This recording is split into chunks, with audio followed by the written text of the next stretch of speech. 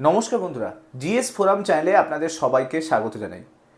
আপনারা জানেন যে পশ্চিমবঙ্গে নির্বাচন কমিশন যে এসআইআর করেছিল তাতে প্রায় 90 লক্ষ ভোটারের নাম বাদ গিয়েছিল এবং তারপর এই পুরো বিষয়টা মামলার বেড়াজালে কিন্তু আটকে যায়।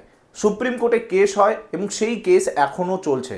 নির্বাচন কমিশন বর্তমানে সুপ্রিম কোর্টের এই মামলাতে কিন্তু লড়ছে। তারই মধ্যে আবার 16টা রাজ্যে নতুন করে এসআইআর ডিক্লেয়ার হচ্ছে।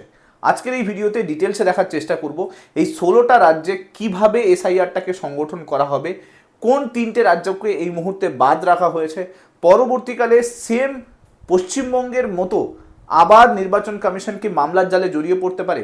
সমস্ত কিছু ডিটেলস এই ভিডিওটার মধ্যে থাকবে। ভিডিওটা ভালো লাগলে মাস্ট লাইক করে দেবেন, চ্যানেলটাতে নতুন হয়ে থাকলে সাবস্ক্রাইব করে নেবেন এবং মাস্ট এরকম ইনফরমেটিভ ভিডিও পাওয়ার জন্য এই চ্যানেলটার সঙ্গে জুড়ে থাকতে ভুলবেন না। তো চলুন পুরো ব্যাপারটা দেখা যাক। দেখুন নিউজ কি আসছে, নিউজ আসছে যে 16টা রাজ্য এবং 3টে কেন্দ্রশাসিত অঞ্চল এখানে কিন্তু তৃতীয় পর্যায়ের বিশেষ নিবিড় সংশোধন সেটা কিন্তু ঘোষণা করেছে নির্বাচন কমিশন। এই মুহূর্তে যদি দেখেন যে পশ্চিমবঙ্গ ছাড়াও উত্তরপ্রদেশ, বিহার এই সমস্ত জায়গাতে অলরেডি এসআইআর প্রক্রিয়া কমপ্লিট হয়ে গেছে, কিন্তু পশ্চিমবঙ্গ, বিহার ছাড়াও এই যে রাজ্যগুলো, এই রাজ্যগুলোতে যে এসআইআর হয়েছে তাতে কিন্তু কোনো কিছুতে নির্বাচন কমিশন মামলার বেড়াজালে কিন্তু জড়ায়নি। একমাত্র পশ্চিমবঙ্গই এরকম একটা জায়গা যেখান থেকে নির্বাচন কমিশন এই মুহূর্তে এসআইআর ইস্যুতে সুপ্রিম কোর্টে মামলা নড়ছে। কারণ সুপ্রিম কোর্টে অনেকেই দাবি করেছে যে তাদের ভেরিয়াস ইস্যু তৈরি হয়েছে যেখানে তাদেরকে ভোটাধিকার দেওয়া হয়নি। এরপর আমরা জানি সুপ্রিম কোর্ট 142 নম্বর আর্টিকেলের আন্ডারে সংবিধানের বিশেষ ক্ষমতা, সেই বিশেষ ক্ষমতা প্রয়োগ করে কিছু মানুষকে ভোটের অধিকার ফিরিয়ে দিয়েছিল। এবং আপনারা জানেন যে এই বিষয়ে এখনও পর্যন্ত সুপ্রিম কোর্টে মামলা চলছে।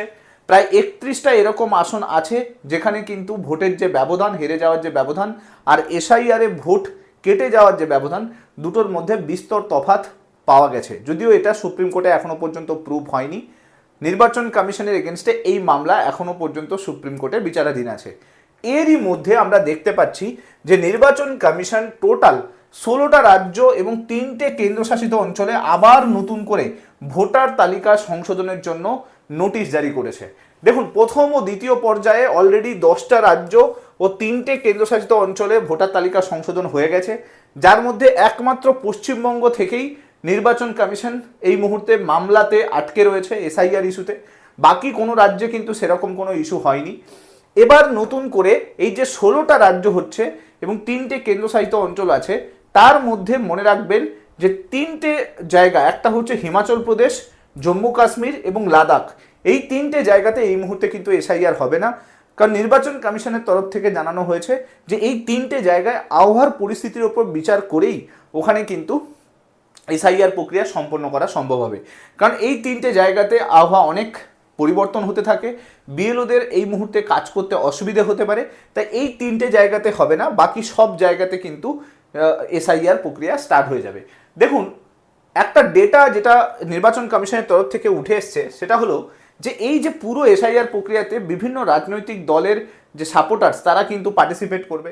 টোটাল যেটা বলা হচ্ছে যে 3.42 লক্ষ, অর্থাৎ প্রায় আমরা যদি দেখি যে বুথ লেভেল এজেন্ট প্রায় বলা যেতে পারে 3,42,000 বুথ লেভেল এজেন্ট এই পুরো এসআইআর কাজকর্মে কিন্তু যুক্ত হতে চলেছে এবং প্রায় 3,94,000-এর বেশি বিএলও অফিসার এই পুরো এসআইআর প্রক্রিয়াতে কাজ করবে এবং টোটাল নির্বাচন কমিশন টার্গেট করেছে প্রায় 36 কোটি ভোটারের বাড়ি এই পুরো এসআইআর প্রক্রিয়ার মাধ্যমে নিরীক্ষণ করা হবে।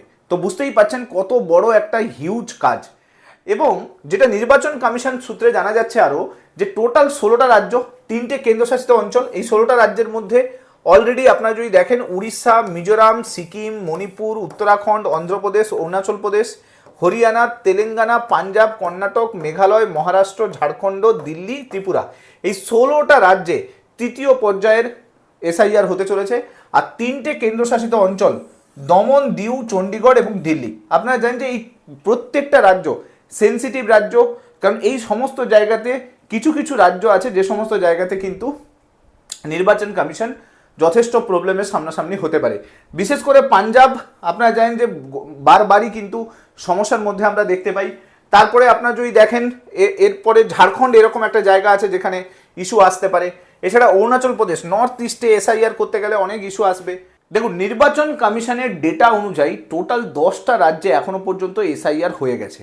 তার মধ্যে পশ্চিমবঙ্গ আছে, উত্তরপ্রদেশ, তামিলনাড়ু, রাজস্থান, ছত্তিশগড়, কেরালা, গুজরাট, মধ্যপ্রদেশ, গোয়া, বিহার, পুডুচেরি, আন্দামান নিকোবর দ্বীপপুঞ্জ এবং লক্ষাদ্বীপ।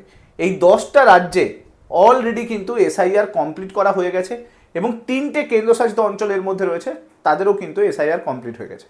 কিন্তু সমস্যা একমাত্র পশ্চিমবঙ্গেরই তৈরি হয়েছে, কারণ এটা নিয়েই কিন্তু এসআইআর এর পুরো মামলা সুপ্রিম কোর্টে পৌঁছেছে। বাকি রাজ্য থেকে সেরকম কিছু প্রবলেম আসেনি। যদি আপনি উত্তরপ্রদেশের দেখেন, প্রায় 2 কোটির বেশি ভোটার নাম লিস্ট থেকে বাদ হয়ে গেছে। পশ্চিমবঙ্গের ক্ষেত্রে 90 লাখ ভোটার নাম লিস্ট থেকে বাদ হয়েছে। বিহারের ক্ষেত্রে 63 লাখ ভোটার নাম লিস্ট থেকে বাদ হয়েছে। কিন্তু তার সত্ত্বেও এই সমস্ত রাজ্যে প্রবলেম হয়নি, কিন্তু পশ্চিমবঙ্গের ক্ষেত্রে একটা অনেক বড় ইস্যু কিন্তু তৈরি হয়েছে। এবার যদি দেখেন, এই যে টোটাল ভোটার লিস্টের যে সংশোধন হবে, তাতে নির্বাচন কমিশনের ডেটা বলছে 99 কোটি টোটাল ভোটার কিন্তু উঠে আসতে পারে, যার মধ্যে এই যে 10টা রাজ্য, এই 10টা রাজ্য থেকে 60 কোটি ভোটার অলরেডি নির্বাচন কমিশন সংশোধন করতে পেরে গেছে। আর মাত্র 40 কোটি আছে। এই যে 40 কোটি ভোটার, সেটা বলা হচ্ছে এই যে 17টা রাজ্য এবং 5টা কেন্দ্রশাসিত অঞ্চল রয়েছে, সেই রাজ্যগুলোতে কিন্তু হতে চলেছে, সেখান থেকেই কিন্তু 40 কোটি ভোটার পাওয়া যাবে। তার মানে নির্বাচন কমিশনের যদি দেখেন, খুব হিউজ একটা টাস্ক পুরো ভারত জুড়ে কিন্তু করতে চলেছে। এবার আপনারা জানেন যে এই এসআইআর সংশোধনের সময় পশ্চিমবঙ্গে আমরা কতখানি সমস্যা আমরা দেখতে পেয়েছি।